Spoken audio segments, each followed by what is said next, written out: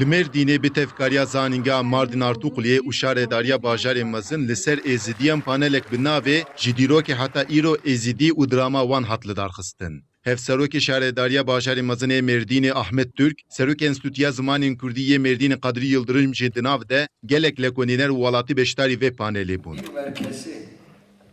Lekolîner di vê panelê de li ser çand, baverî û nasname û dîroka êzidiyan axivî. Olduklarını söyleyebiliriz. Yani ezdi. Her wa komkujiya li ser êzidiyana davî ku di destê Daişê tê kirin jî hat axaftin. Şimdi genellikle ateş. Hin êzidiyên ku ji vê komkujiya Daişê canê xwe xilas kiribûn jî beşdarî vê panelê bûn û behsa vê komkujiyê kirin. Beşdervan jî dibêjin bi seya vê konferansê me rewş, baverî û çanda Kurdên êzidî baştir nas kir.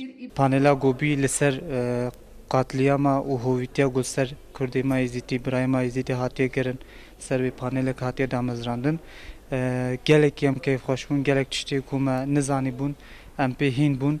Ev tişt hatî serê êzîdiya me teze nizanibû qasî gomat xebera de hist kir me zanîbû ji bo nêlo em hatin ser panela got çêkirin bêhtir tişt got. Di panelê de ev yek jî hat axaftin. Gelo bo alîkariya êzidiyan divê çi bê kirin û çi ji destê me tê.